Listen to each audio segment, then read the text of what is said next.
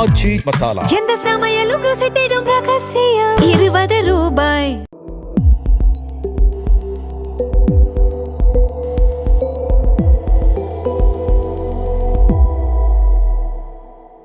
தமிழ் தடம் நேயர்களுக்கு வணக்கம். நம்மோடு உரையாட ஊடகவியலாளர் திரு கேப்ரியல் இணைந்திருக்காங்க. வாங்க பேசலாம். வணக்கம். வணக்கம். இன்று முன்னாள் அமைச்சர் அனிதா ராதாகிருஷ்ணன் அவர்கள் கைது செய்யப்பட்டிருக்காரு. அதே போல் திமுகவுடைய முன்னாள் அமைச்சர் செந்தில் பாலாஜி அவர்கள் தலைமறைவாக இருக்கார் அப்படின்ற செய்தி. இன்னொரு பக்கம் பார்த்தீங்கன்னா திமுகவுடைய முன்னாள் அமைச்சர் ஏவாவேல் அவர்கள் சிங்கப்பூரில் சிகிச்சை பெற்றுக்கிட்டு வர்றாரு. டிவிஎஸ்சியில் அவர் ஆஜராக முடியல அப்படின்ற ஒரு செய்தி. இன்னொரு பக்கம் திமுகவுடைய முன்னாள் அமைச்சர் அவர் மீதும் வேலை வாங்கி தருவதாக வழக்கு போட்டு சிவசங்கர் அவர்கள் அவர் விசாரணை போயிட்டு வந்துட்டு இருக்காரு. ஸோ தூய சக்தி தீய சக்தியை டார்கெட் பண்ண ஆரம்பிச்சிடுச்சா? எப்படி பார்க்கறது இந்த விஷயங்களை? இது ஒன்றும் புதுசே கிடையாது. தாவேக்கா நண்பர்களுக்கு வேணால் இதெல்லாம் புதுசாக இருக்கலாம். தமிழ்நாட்டு அரசியலில் இது புதுசே கிடையாது. தூய சக்தி இதுக்கு முன்னாடி இருந்த தீய சக்திகளை மாதிரி செயல்பட்டு இருக்காங்க. இது எக்ஸாக்டாக இதுக்கு முன்னாடி நடந்த அதே விஷயங்கள் திரும்ப நடக்குது. இப்போ ரொம்ப பின்னாடி போனால் கூட 1996 ஜெயலலிதா அவர்கள் அரெஸ்ட் பண்ணுறாங்க. அதே மாதிரி 2001 பார்த்தா கருணாநிதி அவர்கள் அரெஸ்ட் பண்ணப்படுறாரு. அவருக்கு வந்தோடனையும் டைரக்டாக பழி வாங்குறது. இப்போ ரீசெண்டாக எடுத்துக்கோங்க, 2021 எடுத்துக்கோங்க. திமுக பவருக்கு வந்ததுக்கப்புறம் ஃபர்ஸ்ட் ஒரு 1.5 வருஷம் டார்கெட் பண்ணாங்க ஏடிஎம்கே லீடர்ஸை, எஸ்பி வேலுமணி அவர்களை, விஜய் பாஸ்கர் அவர்களை டிவிஎஸ்சி யூஸ் பண்ணி ஹெவியாக டார்கெட் பண்ணாங்க. ஸோ இது புது விஷயமே கிடையாது. இதை ரெகுலராக புதுசாக ஒரு பார்ட்டி பவருக்கு வந்தோடனே பண்ணக்கூடிய ஒரு விஷயம்தான். ஒன்று அஃப்கோர்ஸ் இதில் பழி வாங்கும் எண்ணம் இருக்கலாம், அந்த விஷயங்கள்லாம் சொல்லலாம். இன்னொன்று நான் எப்படி பார்க்குறேன்னா, வந்த உடனேயும் அழுத்தம் போடுறது. 21 டிஎம்கே அதானே பண்ணாங்க. ஏடிஎம்கே ஏதோ கொஞ்சம் ரியாக்ட் பண்ண பார்க்குறாங்க, ஹெவியாக ஏடிஎம்கே மேலே அழுத்தம் போடுறாங்க. அதுக்கப்புறம் ஒரு 4 வருஷம் ஏடிஎம்கே வாயை திறக்கல, 5 வருஷம் கூட தரக்கலன்னு சொல்லலாம். ஏடிஎம்கே ரொம்ப அடக்கி தான் வாசிச்சாங்க. ஸோ அந்த மாதிரியான ஒரு டாக்டிஸும் கூட முக்கியமான நிறைய விஷயங்களை கையில் எடுத்தாச்சுன்னா உங்களுக்கு கையில் ஒரு லெவரேஜ் கிடச்சிரும். உங்களை மீறி அவங்க பெருசாக எதிர்கட்சி வேலையை பார்க்க முடியாது. ஸோ அந்த விஷயத்தை தான் இவங்களும் பண்ணுறாங்க. இப்போ தாவேக்காரங்களை பொறுத்தளவில் கிறிஸ்துவுக்கு முன் கிறிஸ்துவுக்கு பின்னு சொல்லுவாங்களா, அந்த மாதிரி விஜய் அவர்களுக்கு அப்புறம் தான் அரசியலே ஸ்டார்ட் ஆகுது. அதுக்கு முன்னாடிலாம் அரசியலே எதுவும் கிடையாது. ஏதோ இப்போ நடக்கிற விஷயங்கள்லாம் வரலாற்றிலேயே ஃபர்ஸ்ட் டைமா நடக்கிற மாதிரி சன் டிவியில சொல்லுவாங்க இல்லையா, இந்திய தொலைக்காட்சி வரலாற்றில், உலக தொலைக்காட்சி வரலாற்றில் முதல் முறையாக இப்பதான் ஃபர்ஸ்ட் டைமா இப்படி நடக்குது. தீய சக்திகள், ஊழல்வாதிகள் எல்லாத்தையுமே தூக்கி போட்டு டார்கெட் பண்றாங்க. இதெல்லாம் ஒன்றும் புதுசே கிடையாது. 21 இன்ஃபேக்ட் டிஎம்கே வந்ததுக்கு அப்புறம் இதை விட இன்னும் அதிகமான முக்கியமான மினிஸ்டர்ஸ்லாம் டார்கெட் பண்ணப்பட்டாங்க. ஸோ அதனால இது ஒன்றும் புது விஷயம் இல்லை. History is only repeating it self, அவ்வளோதான். அப்போ இஷ்யூக்குள்ளே போனோம்னா இப்போ நம்ம அனிதா ராதாகிருஷ்ணன் அவர்களை டிஃபெண்ட்லாம் பண்ண முடியாது. ஏன்னா அவர் பேசின விஷயங்களும் கரெக்ட் கிடையாது. இப்போ அவர் ஒரு பொலிட்டீஷியன். விஜய் அவர்கள் தமிழ்நாட்டோட சிஎம்முக்கு கொடுக்க வேண்டிய முக்கியத்துவத்தை டெஃபினட்டாக கொடுத்து தான் தீரணும். அவர் பர்சனல் இஷ்யூஸை டார்கெட் பண்ணி பேசினதெல்லாம் தவறு. அது போக வேற சில ஸ்பீச்சுமே பார்க்கும்போது ரொம்ப தவறான விஷயங்கள்லாம் அனிதா ராதாகிருஷ்ணன் அவர்கள் பேசியிருந்தார். அவர் டிவிகேவை அட்டாக் பண்ணணும்னு நினைக்கிறதெல்லாம் ஓகே. எதிர்கட்சி சார்ந்த ஒரு தலைவர் அவர் டெஃபினட்டா டிவிகேவை விமர்சிக்கலாம், அரசியல் ரீதியாக டிவிகே எதிர்கொள்ளலாம். ஆனால் இந்த மாதிரியான பர்சனல் அட்டாக்ஸ் ஏற்றுக்கவே முடியாது. இது திமுகவுக்கும் டெஃபினட்டா நல்லது கிடையாது. நல்ல ஒரு முன்னுதாரணத்தையும் இது செட் பண்ணாது. ஆனால் இப்போ அவதூறு வழக்குக்கு அரெஸ்ட் பண்ணுறதுன்றது இது ஓவர் ரியாக்ஷன் வாங்கல்ல, ஒரு எக்ஸ்ட்ரீம் ஸ்டெப்பு. தமிழ்நாட்டு அரசியல் நம்ம பார்த்துட்டு தான் இருக்கோம். அவதூறு ஒருத்தர் பேசிட்டாருன்னு போய் அரெஸ்ட் பண்ணதெல்லாம் நம்ம பார்க்கறது ரொம்ப அபூர்வம் தான். ஸோ இதை எப்படி பார்க்கலாம்னா, ஒரு கிளியர் மெசேஜ் அனுப்புகிறாங்க, விஜய் அவர்களை யாரும் டச் பண்ணக்கூடாது. அதுவும் குறிப்பாக பர்சனல் மேட்டர்ஸ் பற்றி டச் பண்ணிங்கன்னா ஷார்ப்பான ரியாக்ஷன் வரும். அந்த ஒரு மெசேஜை டிவிகே சைட்லேருந்து கொடுக்குறாங்க. விஜய் அவர்களை டச் பண்ணக்கூடாது. ஏறக்குறைய அம்மையார் ஜெயலலிதா அவர்கள் ஸ்டைலில் தான். டச் பண்ணிங்கன்னா சீரியஸாக எதிர்வினைகளை நீங்கள் ஃபேஸ் பண்ண வேண்டியிருக்கும் அப்படின்ற ஒரு மெசேஜும் கொடுக்குறாங்க. ஸோ கிளியர் கட்டாக அது பார்க்கும்போது ஒரு ஓவரான ஒரு ரியாக்ஷன். அப்புறம் இது இன்னொரு முக்கியமான விஷயம் என்னென்னா, நான் பார்த்ததில் ஒரு மாதிரி பரபரப்பாகவே எல்லாரையும் வச்சுருக்காங்க தாவேக்கா வந்ததுலேருந்து. ஒரு இப்போ டிஎம்கே பீரியடில் மீடியாவை கண்ட்ரோல் பண்ணாங்க. இவங்க பீரியடில் பார்த்தோம்னா மீடியாவை கண்ட்ரோல் பண்ணல, ஆனால் மீடியாவை பரபரப்பாக வச்சுருக்காங்க. ஆனால் கரெக்டான விஷயத்தை பேச விடாமல் ஏதோ தேவையில்லாத ஒரு டைவர்ஷன்ஸை கிரியேட் பண்ணிக்கிட்டே இருக்கிறார். இப்போ ஒன்றும் இல்லை, நேற்று 2 விஜய் பாஸ்கர்களும் கட்சியில் சேர்ந்திருக்காங்க. ஆக்சுவலாக என்ன பொறுத்தளவில் அதுதான் பேசு பொருளாக இருக்கும், அதை தான் பேசியிருக்கணும்.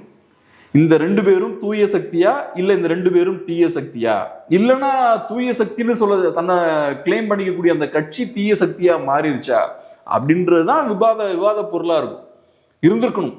ஆனா இவங்க என்ன பண்றாங்கன்னு பார்த்தோம்னா ஏகப்பட்ட டைவர்ஷன்ஸை கிரியேட் பண்றாங்க. திமுக எங்களோட எம்எல்ஏஸை வாங்க முயற்சி பண்றாங்க அப்படின்ற ஒரு இஷ்யூ கிரியேட் ஆகுது. கரெக்டா இதோட ஒட்டி அது கிரியேட் ஆகுது. அதுக்கப்புறம் இப்ப பார்த்தோம்னா அனிதா ராதாகிருஷ்ணன் அவர்களோட அரெஸ்ட்.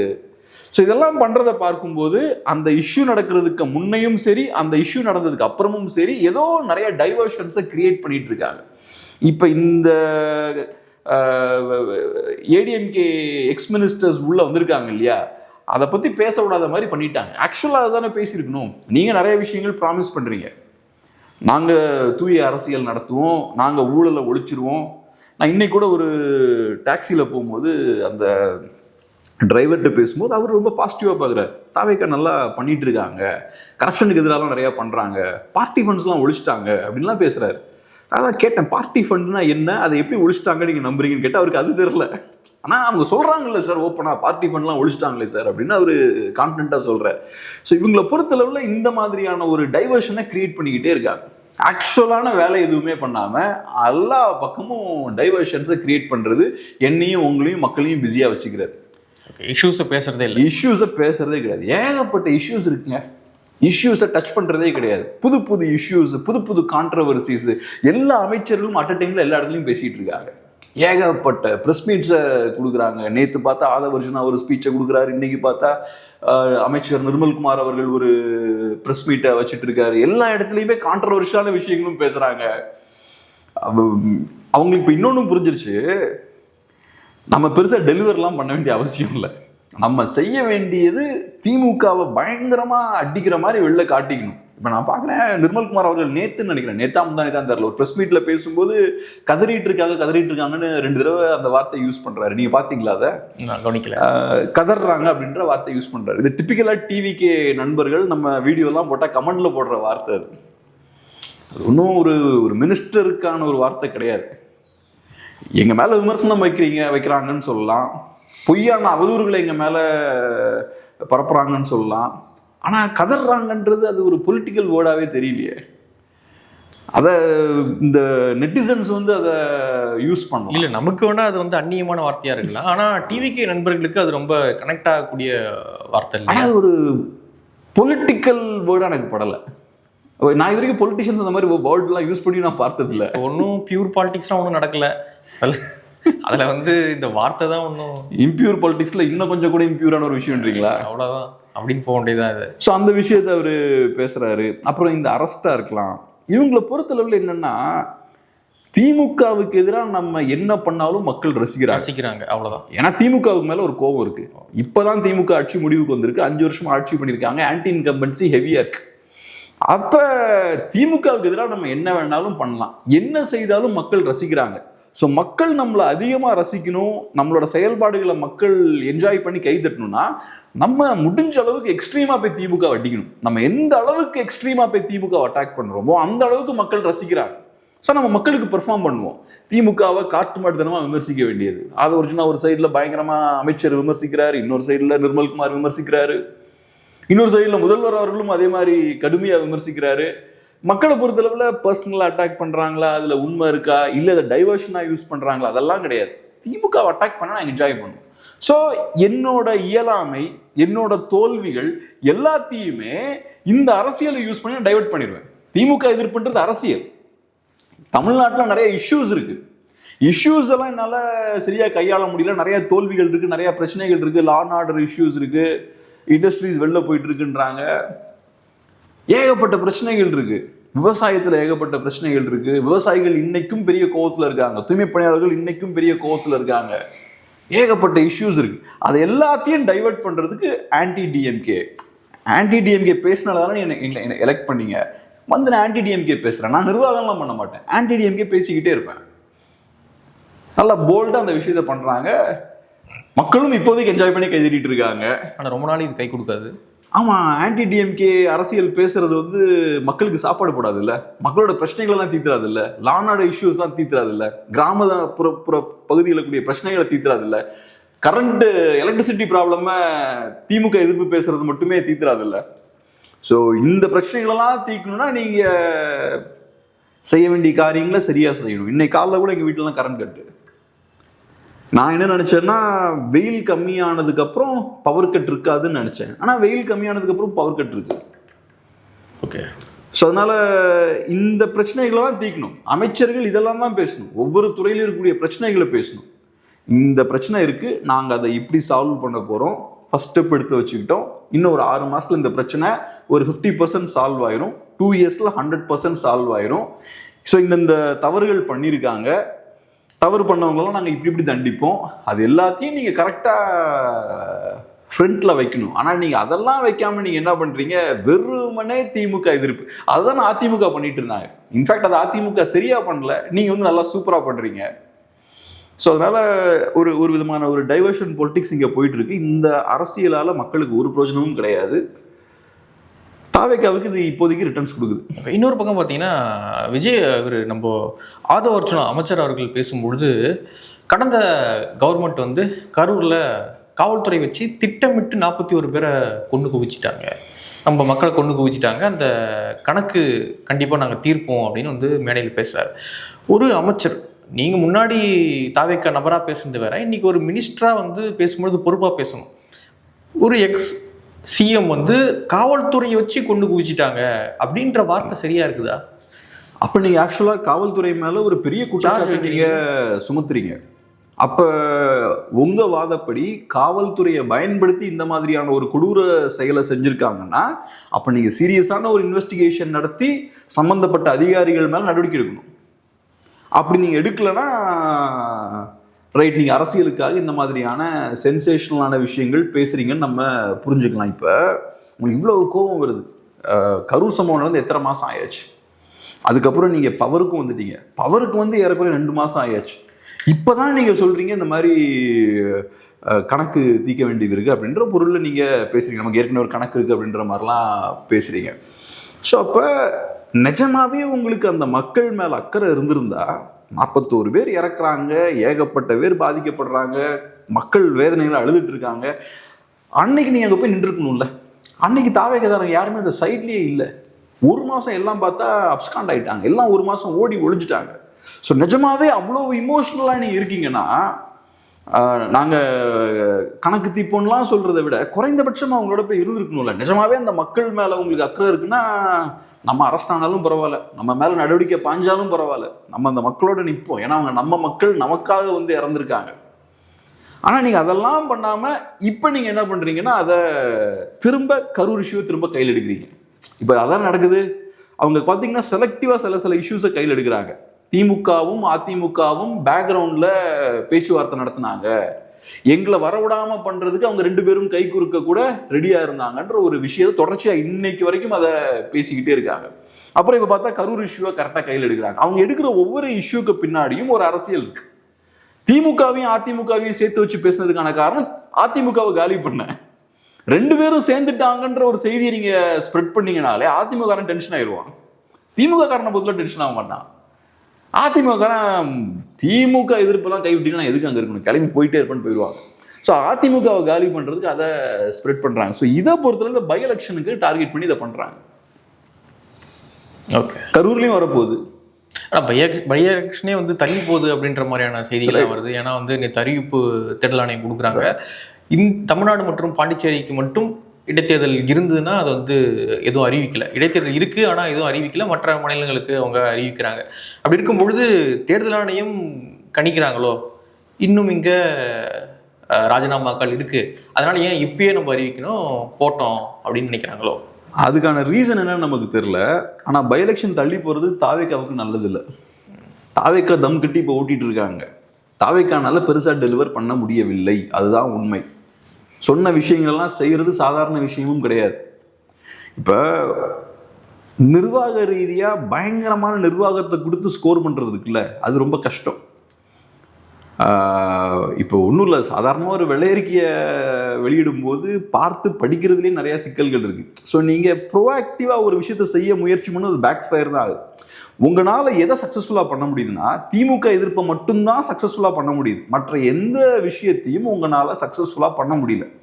இப்போ அமைச்சர் கீர்த்தனா அவர்கள் எடுத்துக்கிட்டோம்னா, எடுத்தோடனே சில விஷயங்கள் பண்ண பார்க்குறாங்க, பேக் ஃபயர் ஆகுது. அதுக்கப்புறம் அவங்களும் டக்குன்னு திமுக எதிர்ப்பு தான் கையில் எடுக்கிறாங்க. அதுக்கப்புறம் அக்ரெசிவ் ஆகுறாங்க. ஸோ இது எங்கேருந்து வருதுன்னா, கிரவுண்டில் என்னால் சரியாக சில விஷயங்கள் செய்ய முடியல அப்படின்னு வரும்போது நான் அக்ரெசிவாக செயல்பட ஆரம்பிக்கிறேன். கிரவுண்டில் விஷயங்களை சரியாக செய்கிறது சாதாரண விஷயம் கிடையாது. அதுக்கு உங்களுக்கு பட்ஜெட் வேணும், அதிகாரிகளோட கோஆப்ரேஷன் வேணும், பொலிட்டிக்கல் வில் வேணும்.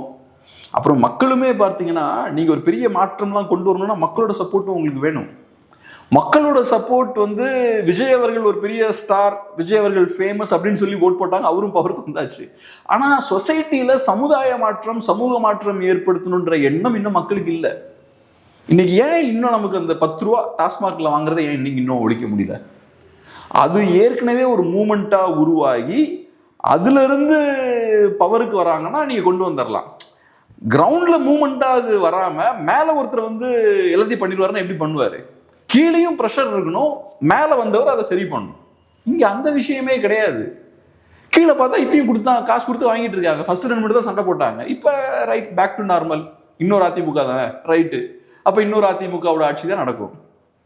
உண்மையான அதிமுகவை என்ன சொன்னாங்க, உண்மையான அதிமுக மாதிரி. சரி ரைட், அப்போ அதிமுக பீரியட்லையும் 10 ரூபா வாங்கிட்டு தான் இருந்தாங்க, அது மாதிரி இப்பயும் போயிட்டு இருக்கு. ஸோ அப்போ நீங்கள் நினைக்கிற மாதிரி ஈஸியான பொலிட்டிக்கல் டிரான்ஸ்ஃபர்மேஷன்ஸ்லாம் கொண்டு வந்துட முடியாது.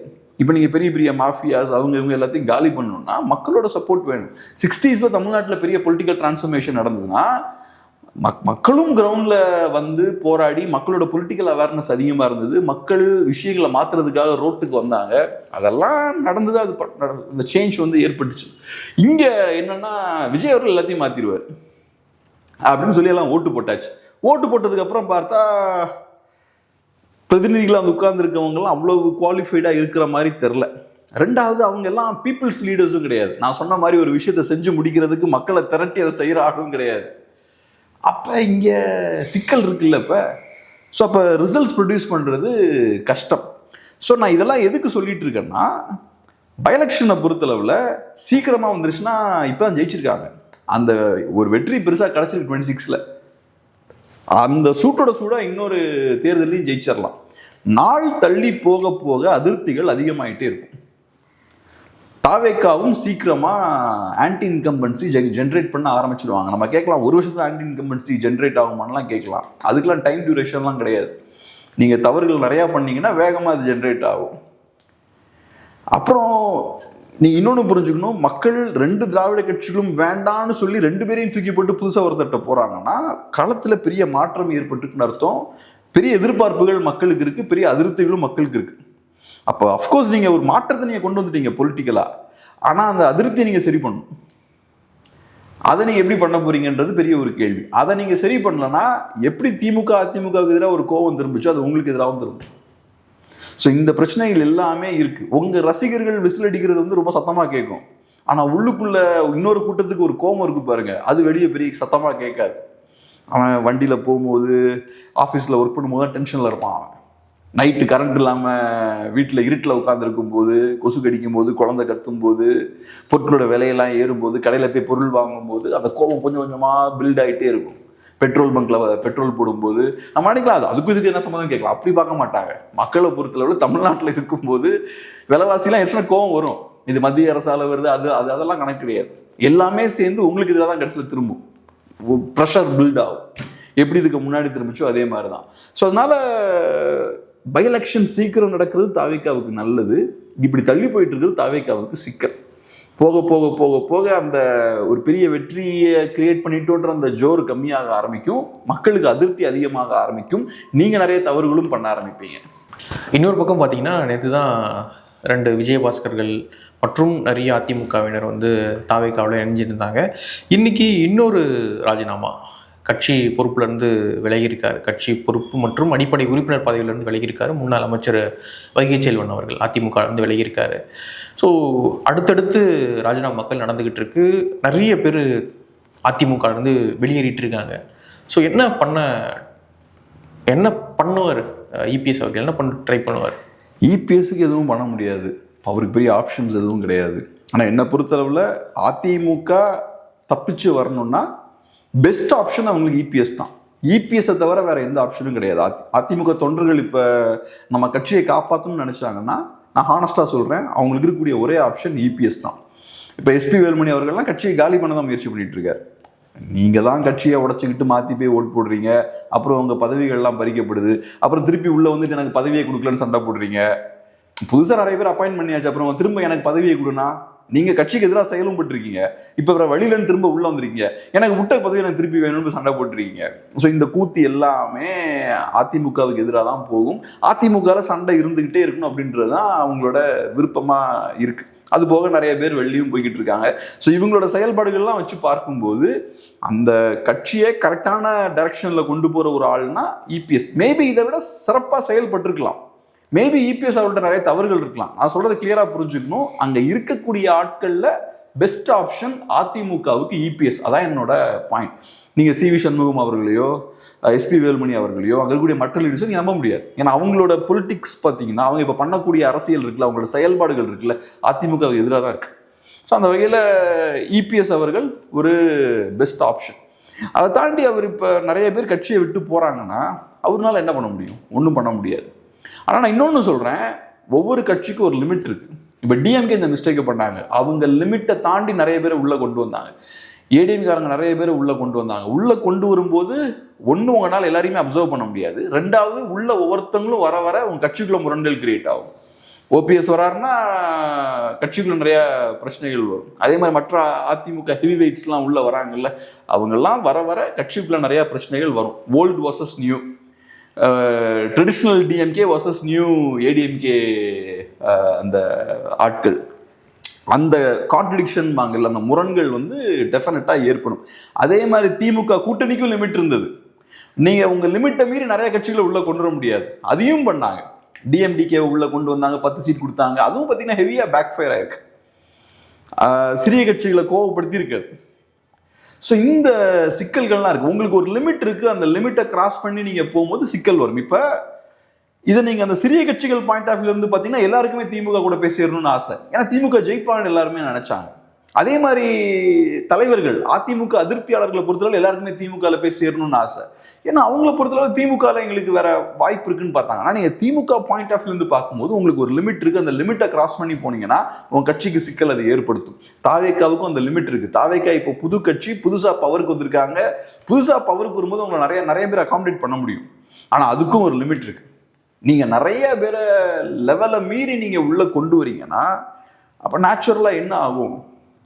இதே தான் ஓல்டு வர்சஸ் நியூ ப்ராப்ளம் வருது. தாவேகால ஸ்டார்டிங்ல இருந்தே பயணிச்சவங்க, ரசிகர் மன்ற காலகட்டங்கள்ல இருந்து பயணிச்சவங்க, அவங்களுக்கும் இப்போ புதுசாக அதிமுகலேருந்து வரவங்களுக்கும் நிறைய மோதல்கள் ஏற்படுது.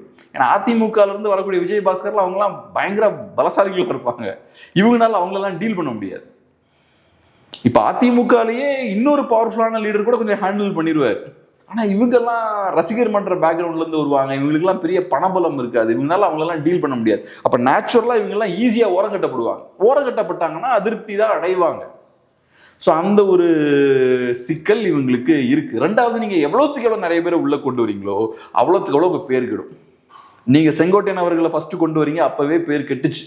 அப்புறம் பவருக்கு வந்தோடனே நிறைய பேரை கொண்டு வரீங்க, அப்பவும் பேர் கெட்டுச்சு. அதுக்கப்புறம் எம்எல்ஏஸ் நிறைய பேர் உள்ள கொண்டு வரீங்க, அப்பவும் பேர் கெட்டுச்சு. இப்போ இந்த எக்ஸ் மினிஸ்டர்ஸ்லாம் உள்ள கொண்டு வரீங்க, அப்பவும் பேர் கெடும்.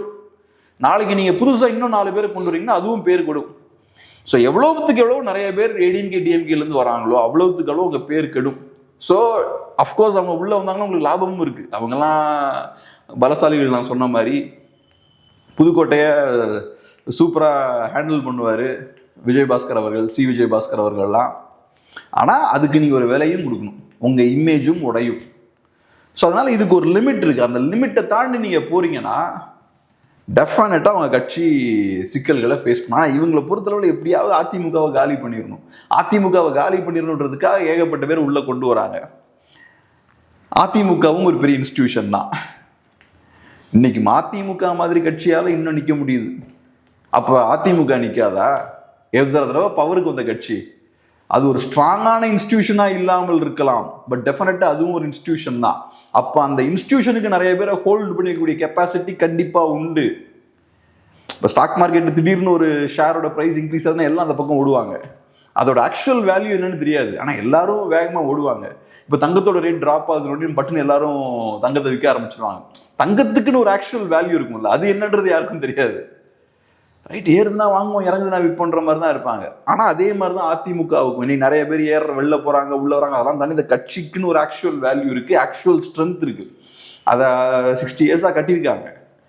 அதனால அந்த கட்சிக்குன்னு ஒரு ஸ்ட்ரென்த் இருக்குது. நீங்கள் நினைக்கிற மாதிரிலாம் பட்டுன்னு அதை உடச்சு தூக்கி போட்டுற முடியாது. அந்த கட்சி நிற்க தான் போகுது. மேபி கொஞ்சம் பலவீனப்படலாம்.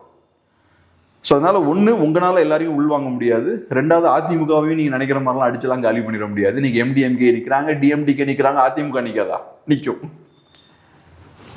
அப்புறம் உங்களுக்கும் இன்னைக்கு இருக்கிற கம்ஃபர்ட் நாளைக்கு இருக்க. பட் இப்போதைக்கு அவங்க அதிமுகவும் முடிக்கணும்னு முயற்சி பண்றாங்க. பார்க்கலாம். நிறைய விஷயங்களை மூணு பகிர்ந்துக்கிட்டீங்க. நன்றி.